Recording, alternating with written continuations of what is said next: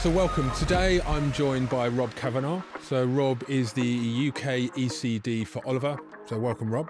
Thanks, Pat. Nice to be here. There was an interview with David Jones in the Times the other week saying how he wants brand tech to be the most advanced AI marketing organisation on the planet. For Oliver, what are the big either cultural or functional or organisational challenges that you guys have faced of really trying to embed this into what is a very creative process and agency? We knew immediately that it was going to be the future, and we sort of got on that journey as soon as possible. AI is not going to take your job, but somebody that knows how to use AI probably will. And I think that still holds true today. We've been inspiring our creative talent and all talent in the organization to see the potential, feel inspired for their own role, and understand how it can amplify their own skill set and imagination and expertise. This podcast and 300 is all about agency growth. Yeah. Do you feel that the technology that you have, so Pencil, the way that you've trained your people, the work that's coming out of them now is going to position you better for growth than many of your competitors who are less well developed in this space? Absolutely. I mean, we all have very defined swim lanes, but with our lead with AI and our expertise and our experience that comes from that, there's a whole swimming pool that's been built next to everyone, and there are no swim lanes, and we're in that. For us, 2024 was a year of pilots with so many global brands, and 2025, I think, is the year of performance for us, taking those wins, taking those learnings, and just amplifying the success for our clients. Yeah. What I do know is some of the bigger holding groups, until very recently, and I mean the last few months, until then, AI was a no-go zone for the creatives. Right.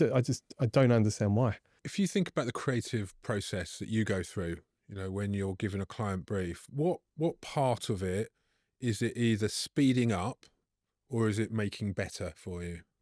We have a workflow where it can amplify or enhance or certainly support every aspect from the insight to audience profiling, targeting, through to developing the brief, propositions, ideation to some degree, and then certainly where much of the focus has been on the execution or the producing side. Part of that is also the presentation and the persuasion, the selling of ideas with clients. There's been lots of examples like brand activations or brand experiences, tools and things like that we've created in the agency that AI has been able to bring to life, so clients could actually see it and engage with it if it's a tool or something like that. I like to call a prototype. It's not a prototype because that takes a lot of investment. It's just enough investment in the idea that the client can absolutely understand what the hell it is that you're selling, you're suggesting.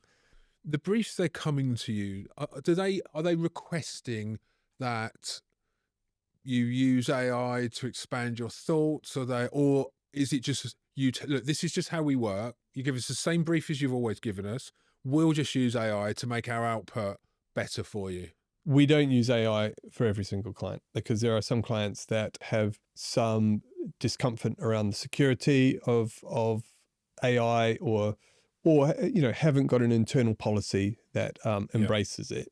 But for the clients where they are on board with AI, anything we can do to make more effective creative work, that is the ends, and whatever the means via AI, let's do it. What could you advise our audience to do to try and keep up with what's going on? There's so much out there, you almost don't know where to look anymore.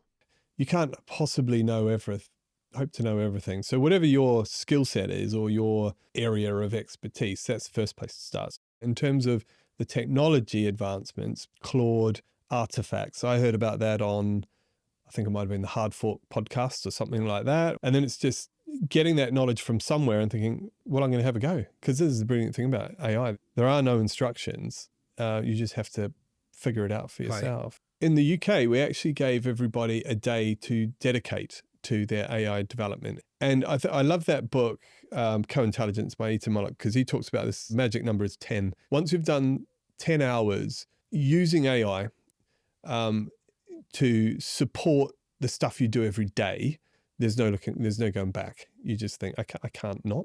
Thanks, Rob. It's been an absolute pleasure. And also a big thank you to all of our listeners, and keep an ear out for the next 300 seconds.